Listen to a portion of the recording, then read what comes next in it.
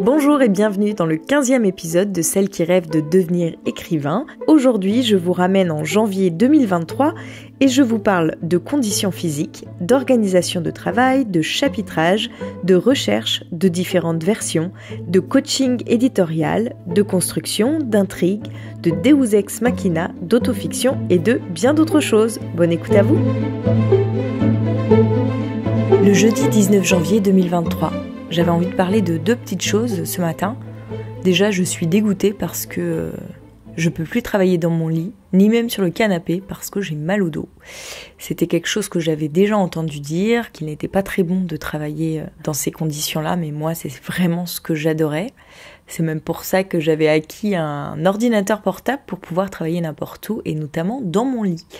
Seulement là, depuis ces derniers temps, j'ai de plus en plus mal au dos et j'ai beau faire du sport pour essayer de me muscler le dos, c'est pas suffisant pour retirer ces douleurs, donc je suis obligée de retourner sur mon bureau pour pouvoir écrire. Je suis un peu dégoûtée. Ceci est un détail, mais comme quoi quand même c'est important sa condition physique pour pouvoir écrire.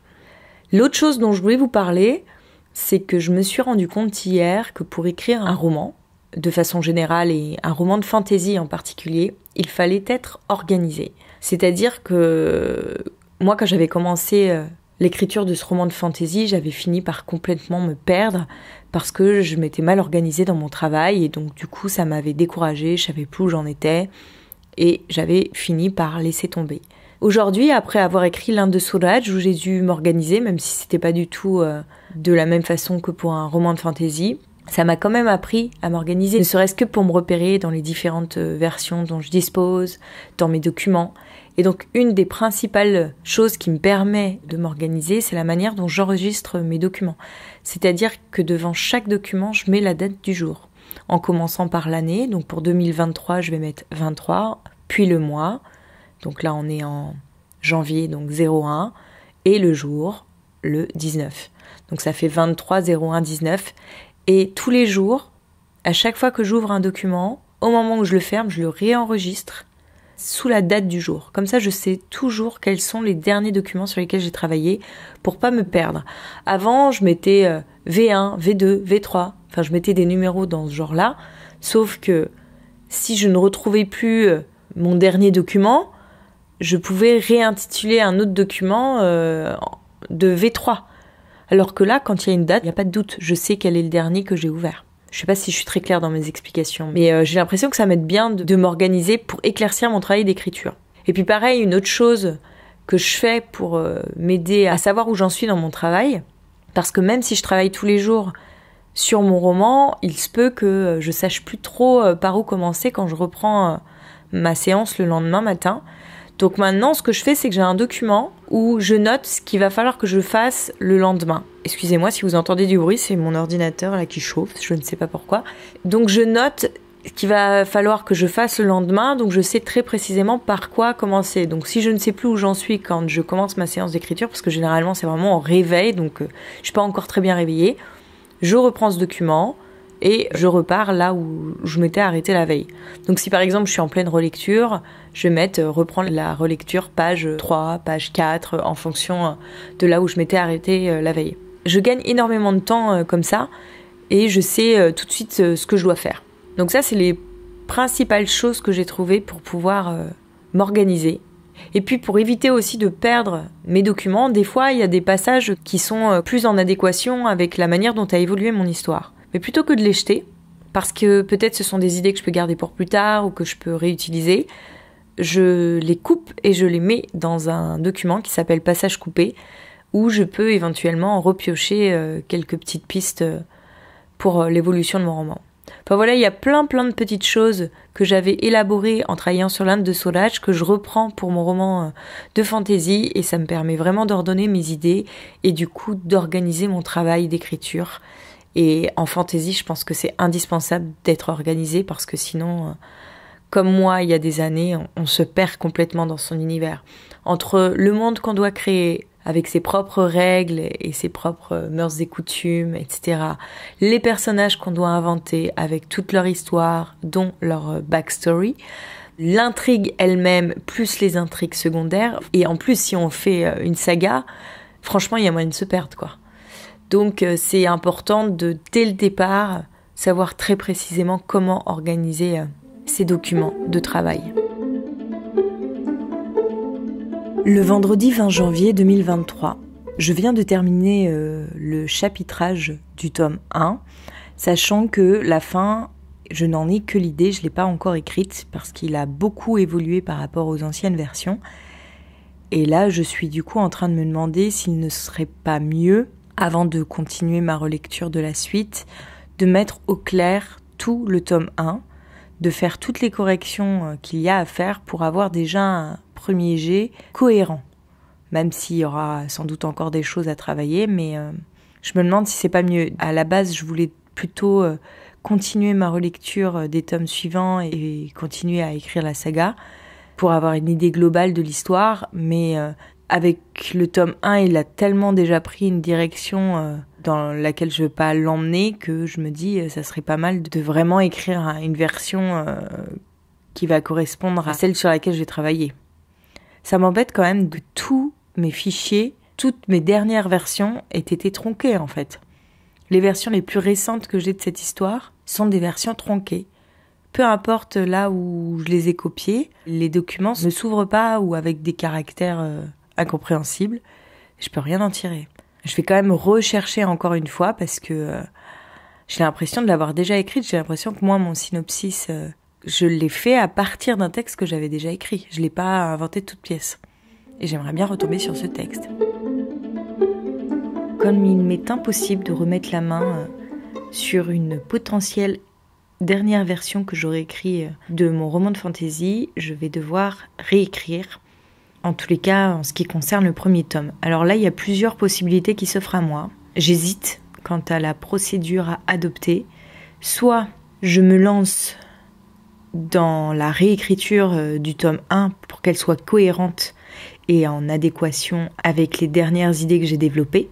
Mais alors ça veut dire qu'il faut que je travaille énormément sur la construction de mon univers. Mais en même temps, ça pourrait être pas mal pour avoir une base plus solide pour poursuivre l'intrigue. Parce que là, en fait, si je relis la suite de mon premier jet qui concernerait les tomes 2, ça va être compliqué de l'écrire à la suite si j'ai pas déjà une idée très claire du démarrage, quoi. Ouais, je pense qu'en fait, le mieux, c'est quand même de réécrire le tome 1. Je crois que je procrastine un peu parce que j'ai un peu peur de me relancer dans la réécriture du tome 1. Parce que je sais que ça va me demander un énorme travail. Tant sur la construction de mes personnages, la construction de mon univers. Bon, déjà, je vais trier un petit peu toutes les notes que j'ai prises lors de cette relecture et de la mise en place de mon chapitrage. Comme ça va un peu éclaircir mes idées. Je saurai où aller piocher quand j'aurai des idées qui me manquent. Je pense que ouais, je vais commencer par ça. Et puis en plus, j'aime pas me lancer dans l'écriture quand j'ai déjà commencé ma séance. Bon, c'est un peu bizarre, mais en gros, c'est comme si je peux commencer une séance en me lançant dans l'écriture, mais une fois que j'ai commencé ma séance, j'ai l'impression qu'il faut me mettre dans un autre mood pour pouvoir écrire. Je sais pas comment l'expliquer. C'est comme si j'étais pas assez dedans, mais bon, à mon avis, c'est des freins que je me mets parce que j'ai un petit peu peur d'écrire, en fait. Comme la plupart des personnes qui écrivent peuvent le ressentir souvent. On a du mal à se réattaquer à un projet qu'on a laissé longtemps de côté.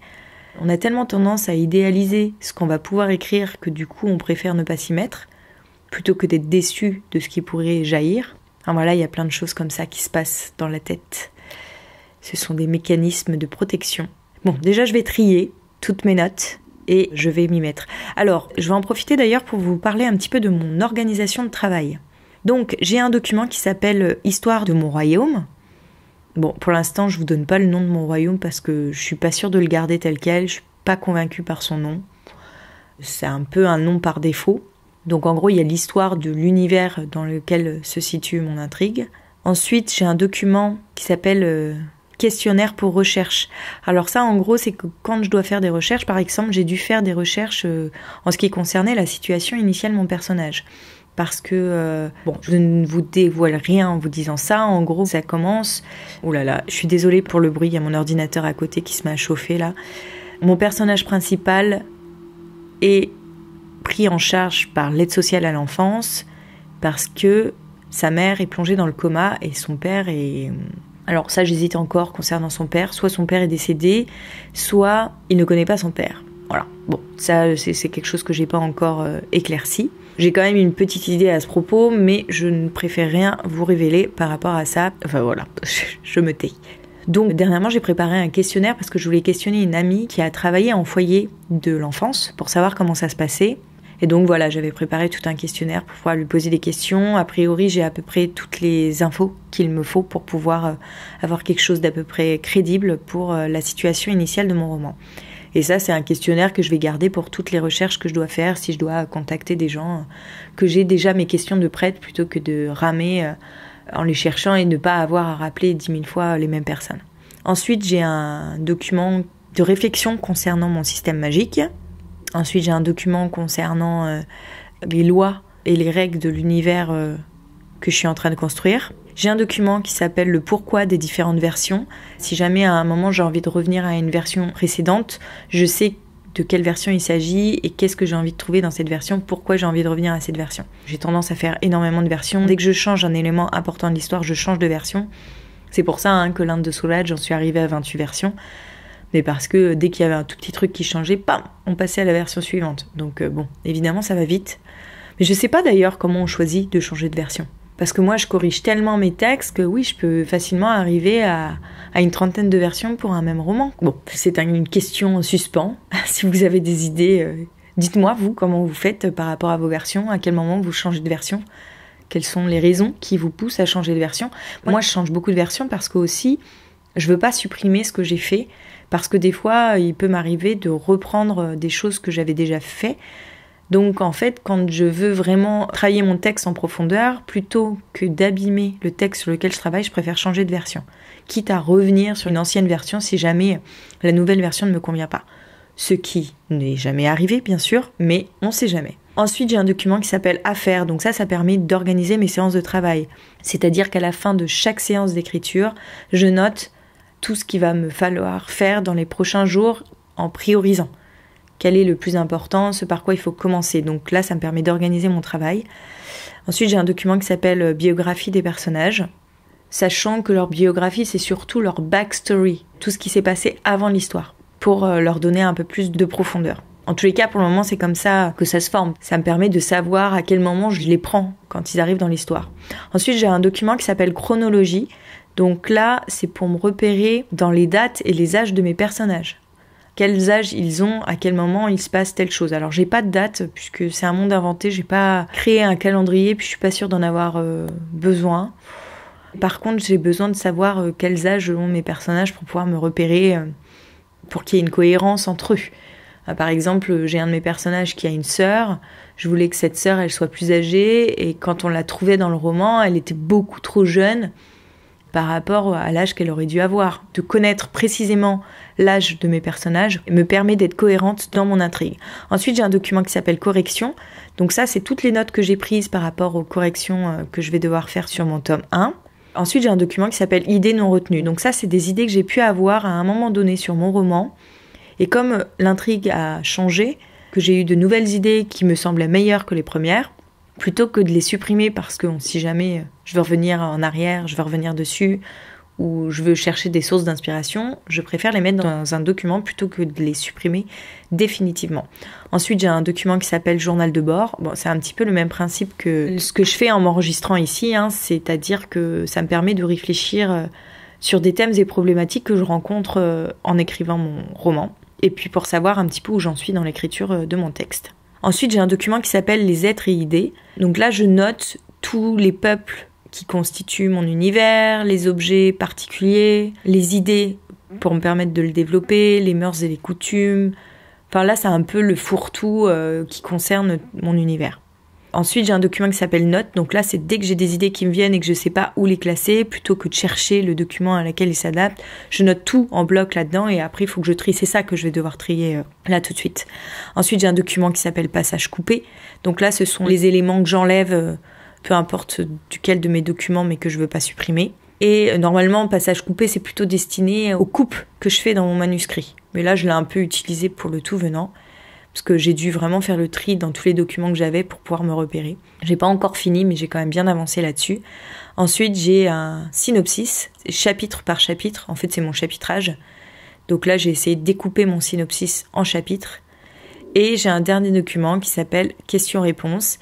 Et là, en gros, c'est que dès que j'ai un questionnement par rapport à une problématique de l'histoire, je comprends pas pourquoi ça se passe de cette façon, j'y réponds dans ce document. Comme ça me permet d'aller plus vite pour savoir pourquoi j'ai fait les choses telles quelles. Parce que des fois, en fait, je mets des fils narratifs en place, mais je me souviens plus pourquoi je les ai mis en place et pourquoi les choses se passent de cette manière. Alors, plutôt que de me recreuser la tête à chaque fois, là, je vais dans ce document et puis je sais. Voilà à peu près mes documents de travail actuels. Ils peuvent vraiment s'allonger, mais pour l'instant, c'est tout ce dont je me sers pour ce roman de fantasy. En triant mes notes, j'ai énormément d'idées qui me viennent, qui me permettent d'approfondir la connaissance de mon monde et de mes personnages, d'y donner une certaine cohérence, etc. C'est très bien comme exercice, ça me permet d'éclaircir mes idées. Et je pense que ça va m'aider dans la réécriture du tome 1 pour qu'il soit bien cohérent. Enfin, je dis la réécriture, mais j'ai toute la fin qui n'est pas écrite. J'ai juste le synopsis avec une idée un peu globale de là où je veux l'emmener, mais j'ai rien d'écrit. Mais je sens que ça travaille. J'ai plein d'idées qui me viennent, j'y pense souvent. D'ailleurs, je pense aussi à l'essai comique, beaucoup plus en arrière-plan, mais ça me travaille aussi. Je sens que inconsciemment, il y a des choses qui se passent. On verra quand je le reprendrai. Oui, parce que ce que je vous ai pas dit par rapport à ça, je fais juste une petite parenthèse, c'est que l'école Les Mots a repris contact avec moi parce que non seulement j'ai fait appel à eux pour faire un diagnostic éditorial de l'Inde de Soulage, mais j'ai également soumis les 30 premières pages de l'essai comique parce que j'aimerais me faire accompagner sur mon projet de A à Z. Je me dis que ça serait bien d'avoir un coaching au moins sur un roman. Ces romans que j'aime faire avec le matériau autobiographique, c'est pas du tout la même chose qu'un roman de fiction et j'ai l'impression que c'est quelque chose qui est beaucoup plus compliqué à gérer pour moi que là, le roman de fantasy que je suis en train d'écrire. Et j'ai envie d'apprendre parce que c'est des choses avec lesquelles j'ai envie de travailler. Je crois que c'est quand même très cher, l'accompagnement, c'est entre 1000 et 2000 euros, mais peut-être que ça vaut le coup de me payer cela comme si je me payais une formation parce que finalement, par rapport au travail qui est donné, c'est pas si cher payé et voir aussi si ça peut être pris en charge par un CPF ou je ne sais quoi.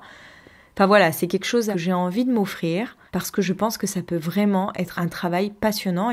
Alors je peux vous lire d'ailleurs le message qu'ils m'ont envoyé à ce propos. Ce petit mail, juste pour vous informer que votre projet Essai comique sur les hommes de ma vie est en cours de lecture chez nos auteurs et éditeurs disponibles dès le mois de mars-avril. Je reviendrai vers vous aux alentours du 15 février pour vous proposer la personne la plus adéquate pour vous accompagner. Et je vous inviterai alors à une visioconférence pour la rencontrer, ainsi que le reste du groupe. Déjà rien que ça, moi, ça me motive à fond. Alors comment se passe cette phase de sélection ? Les auteurs et éditeurs lisent vos réponses au questionnaire. Donc oui, parce que pour soumettre ce manuscrit, on doit répondre à un questionnaire pour pouvoir soumettre son projet, pour voir si cet accompagnement est fait pour nous au stade où on en est et par rapport à notre disponibilité. Donc moi, typiquement, je suis parfaite, je rentre totalement dans les cases. Donc, j'ai dû répondre à un questionnaire. Donc voilà, la fin du message, c'est les auteurs et éditeurs lisent vos réponses au questionnaire, votre synopsis et les quelques pages que vous nous avez adressées. Et de manière subjective, ils m'indiquent les projets avec lesquels ils ont très envie de travailler. Cette envie se fonde sur des critères hétéroclites. L'histoire me parle particulièrement, j'ai une attirance pour cette plume, je me reconnais dans les faiblesses de l'auteur, j'ai déjà accompagné un projet similaire, et je vois tout à fait ce que je peux apporter, etc. Quelles que soient les raisons, il s'agit donc avant tout d'envie et de croire en votre projet. Franchement, moi, c'est exactement ce qu'il me faut. Et puis en plus, je me dis, si quelqu'un choisit de travailler avec moi parce que mon projet l'inspire ou l'attire pour quelque raison que ce soit, c'est qu'on aura des choses à se dire.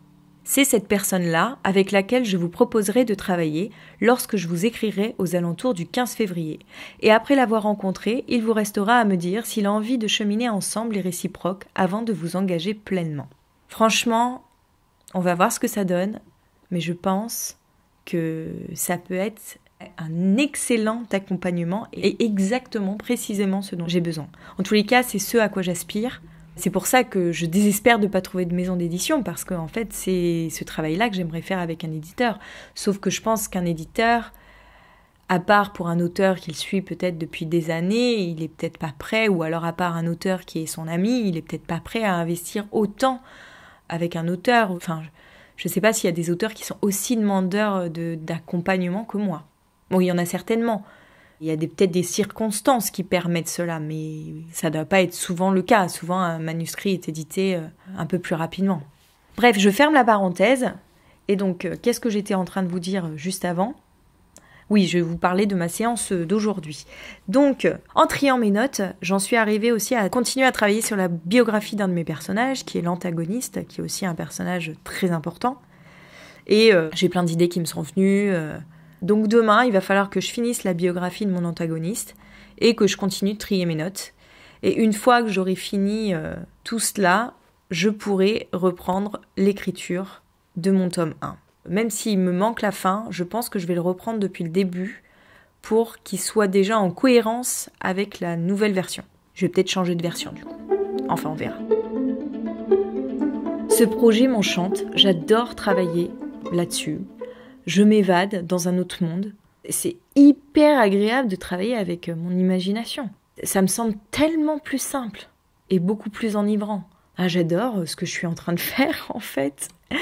Ça m'enthousiasme tellement. Alors je pense que ça va sans doute être un peu dur lorsque je me mettrai concrètement à l'écriture, mais j'ai déjà une bonne base de travail en tous les cas pour ce qui concerne le premier tome. Et j'ai plein de pistes d'intrigue pour la suite. Bon, j'ai tellement de pistes que j'ai un peu peur que ça prenne une ampleur démesurée. À la base, je voulais faire 7 tomes, comme Harry Potter. Bon, aujourd'hui, je me dis, déjà, j'essaye de mener la saga au bout, voir comment je peux arriver à la fin, et puis je déterminerai le nombre de tomes après coup. C'est ça aussi qui est très difficile de me projeter sur un rétro-planning parce que moi, tant que j'ai pas écrit un premier jet qui constitue une espèce de plan et de ligne directrice pour moi, je sais pas combien de tomes ça va faire, ni même encore moins combien de pages. Généralement, quand je pars sur un projet, comme je crois que je vous l'ai déjà dit, mais je le redis au cas où, j'ai une idée du début et une idée de la fin. Mais entre les deux, je sais absolument pas ce qui va se passer. Enfin, je sais vaguement, quoi. Évidemment, s'il y a un antagoniste, il va devoir y avoir un affrontement entre le personnage principal et l'antagoniste. Dans toute histoire de cet ordre-là, c'est ce qui se passe. Mais dans quel cadre, comment ils vont se confronter l'un à l'autre, qu'est-ce qui va se passer entre-temps, et puis comment tout ça va se résoudre, j'en ai pas vraiment d'idée. C'est la grande surprise. Mais c'est pour ça que je pense qu'avant de terminer le premier tome, il faut que j'ai au moins une idée de toute la série dans sa globalité, pour mettre en place peut-être plein d'éléments déjà dans mon premier tome dont je me resservirai beaucoup plus tard. Là, je vois, en ce moment, je suis toujours en train de lire L'Assassin Royal de Robin Hobb, et je vois comment elle place tous ces éléments, comment elle construit son intrigue. Ce que j'adore avec cette autrice, c'est qu'elle parvient à mettre ses personnages dans des situations désespérées, dont moi, personnellement, j'arrive pas à savoir comment ils vont arriver à sortir. Franchement, à chaque fois, je me dis, mais qu'est-ce qui va se passer ? Je suis incapable de deviner comment il va faire pour se tirer de cette situation. Et elle, paf, par des éléments qu'elle avait mis en place en amont dans le roman, elle arrive à le sortir des situations les plus inextricables sans que ça apparaisse comme des Deus Ex Machina. Je ne sais pas si vous voyez ce que c'est, les Deus Ex Machina, je vous explique rapidement, si j'ai bien compris de quoi il s'agissait, mais il me semble que c'est ça. C'est quand un personnage est soudainement sauvé par un coup de théâtre qui était imprévisible. Et ça, c'est quand même pas très apprécié par les lecteurs ou les spectateurs. Donc, vaut mieux éviter d'employer le Deus Ex Machina. D'ailleurs, en lisant L'Assassin Royal, je prends des notes sur chaque chapitre et j'essaye de repérer la situation initiale, l'incident déclencheur, les rebondissements, le climax, et puis j'essaye de repérer comment elle construit son intrigue. Et clairement, elle met des éléments en amont. Au début, on ne voit pas du tout à quoi ça va servir. Et puis après, elle en reparle plus ou vite fait. Et puis finalement, elle finit par s'en servir au moment voulu. Et tout prend une place légitime. Donc c'est pour ça que je pense que c'est quand même bien d'avoir une idée très précise de là où on veut amener son histoire avant de terminer un premier tome. Enfin, ça serait dommage de se passer de cette aide, de pouvoir glisser des éléments en amont si on a déjà terminé son premier tome, qu'il est déjà publié, qu'on n'a pas écrit la suite. Là, je viens de souscrire à un nouvel atelier d'écriture à l'école Les Mots. C'est une masterclass avec Chloé Delhomme sur un atelier écrire sur soi. Et c'était pas trop cher, c'était 45 € et c'est un replay à regarder en ligne. Je pense que je peux y piocher des trucs, mais ça va pas non plus, à mon avis, être transcendant. Je l'ai acheté parce que c'était pas trop cher et puis que ça correspondait pile poil à la problématique dans laquelle j'étais par rapport à mon roman L'essai comique et même par rapport à l'Inde de Soulage. Moi, je suis pas sûre de faire de l'autofiction et il faut que je démêle ça. Parce qu'en même temps, moi, j'utilise beaucoup de matériaux autobiographiques, donc ça peut se rapprocher quand même de l'autofiction. Mais mon but à moi est d'en faire de la fiction. Alors c'est là où ça me pose un problème. Parce que moi, j'ai l'impression quand même que l'autofiction, souvent, on reste très très collé à la réalité. Bon, je sais pas en fait, c'est là où je me pose la question et que ça peut être intéressant de suivre cet atelier. De toute façon, là, je suis dans une logique où j'ai vraiment envie d'avancer sur mon écriture, donc voilà. Le samedi 21 janvier 2023. Ce matin, je n'ai fait que trier mes notes et je vous avoue que ce travail commence à m'ennuyer sérieusement. De 17 pages de notes, je suis passée à 13, donc j'ai bien avancé, mais bon, ça prend quand même beaucoup de temps, sachant que j'ai travaillé près de 3 heures. Bon, à ce rythme-là, je suis pas prête d'avoir fini. Même si ça me permet d'éclaircir mes idées, de m'en donner de nouvelles, quoique ce matin, pas tellement. C'est quand même un travail un peu fastidieux et pas très épanouissant. Je pense qu'il faudrait peut-être que je me mette sérieusement à la réécriture. Et quand j'en ai marre ou que c'est trop, je reprenne ce triage. Même s'il aurait été bien de le finir avant de me remettre à la réécriture pour avoir une idée très claire de mon univers. J'ai l'impression qu'il faut que je fasse les deux en même temps parce que sinon je m'épuise à la tâche. Et j'ai peur de perdre la flamme qui m'anime depuis que j'ai recommencé à prendre ce projet. Je dois d'autant plus accélérer mon travail d'écriture parce que je sens que je vais devoir reprendre l'essai comique. Disons que j'ai fait appel à l'écriture Les mots pour avoir un accompagnement pour écrire ce projet de A à Z. Aujourd'hui, j'ai besoin d'être accompagnée par un professionnel de l'écriture qui puisse m'apporter son regard pour accélérer mon travail autour d'un texte. Parce que moi, toute seule, j'ai tendance à tourner en rond et à pas avancer très vite. Parce que je tâtonne, je cherche des solutions, je tente des trucs, et puis je me rends compte que ça marche pas, donc j'essaye autre chose, et puis de nouveau ça marche pas, et je m'épuise à la tâche en faisant ça. D'ailleurs, c'est peut-être pour ça que j'en suis là avec l'Inde de Soulage. Il y a des personnes qui sont sans doute beaucoup plus douées que moi par rapport à ça, ou peut-être j'ai pas choisi aussi les projets les plus simples pour commencer dans l'écriture. C'était peut-être pas évident de commencer à travailler sérieusement mon écriture avec des textes dont le matériau était autobiographique. Toujours est-il qu'aujourd'hui, j'ai vraiment besoin d'être accompagnée. Il faut savoir qu'avant, bon, je vous en ai déjà parlé, mais pour ceux qui débarquent sur le podcast, avant de me lancer dans l'écriture sérieusement, j'ai réalisé un documentaire de 26 minutes.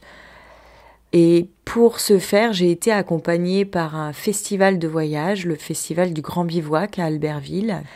Et à une époque, ils avaient créé une résidence pour les jeunes entre 18 et 30 ans qui avaient un projet de voyage avec projet de restitution de leur voyage.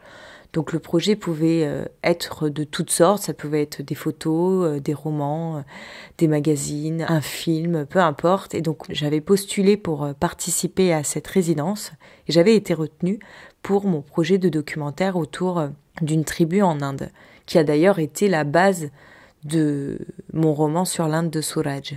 Et durant cette résidence, qui a duré 2 ans, j'ai été accompagnée par une marraine de projet et on a eu quelques séances de travail, pas très nombreuses, mais elles ont suffi à accélérer mon travail autour de mon documentaire de façon hyper efficace. Je pense que j'ai pris 2 fois moins de temps, voire même plus, que si j'étais toute seule à me débattre avec mon projet. Parce que quand il y a un regard extérieur, d'autant plus quand il est professionnel, on peut, sans trop de risques, s'y fier. Disons qu'elle a mis le doigt très précisément sur ce qui n'allait pas dans mon projet, en me donnant des pistes très concrètes de travail. Et donc, tout de suite, le processus s'en trouve accéléré. Parce que là, moi, quand je suis toute seule face à mon projet d'écriture, je sens qu'il y a des choses qui vont pas. Je peux avoir l'intuition que telle ou telle chose ne va pas. Mais comme je suis pas sûre de moi, j'ai pas le réflexe de me dire non, c'est ça qui va pas, je supprime. Je fais sans ça. Ou alors je fais ça. Je vais dans cette direction, même par rapport aux questions que je me pose. J'ai du mal à faire des choix auxquels me tenir. Et donc je retourne tout dans ma tête pour vraiment trouver la meilleure solution pour être sûre de ne pas me planter. Parce que si je prends une mauvaise direction et qu'il faut tout que je recommence au début, j'aurais perdu énormément de temps. Alors du coup, je tâtonne. Et ça me fait perdre un temps fou. Après, je me rends compte aussi que par rapport à des auteurs, même parfois reconnus dans le monde de l'écriture, comme par exemple Robin Hobb, je me prends beaucoup la tête. C'est-à-dire que dans Robin Hobb, il y a des choses, des fois, moi en tant qu'autrice, je me serais posé la question, mais en me disant, mais pourquoi je m'autorise à faire ça ? Qu'est-ce qui permet de donner à ce personnage cette capacité-là en particulier ? Enfin, c'est un peu flou comme exemple, j'ai pas d'exemple concret en tête, mais j'avais noté quelques incohérences que moi, je me serais pas permise de mettre dans mon roman, parce que je me serais posé la question, et que moi, dans mes romans, tout doit s'expliquer. S'il se passe quelque chose, c'est qu'il y a une raison. Et même si la raison, elle n'est pas dévoilée dans le texte, mais moi, je dois le savoir. Et donc, je me prends des fois énormément la tête parce que si je suis pas capable d'expliquer un fait ou l'élément d'un personnage, eh ben, je le mets pas. Parce que j'estime qu'il y a une faiblesse. C'est tout pour aujourd'hui. On se retrouve dès la semaine prochaine, même jour, même lieu, même heure, vendredi à 18h sur votre plateforme de podcast préférée. Si vous avez aimé cet épisode, n'hésitez pas à le partager autour de vous et à laisser un commentaire et des étoiles sur les plateformes qui le permettent.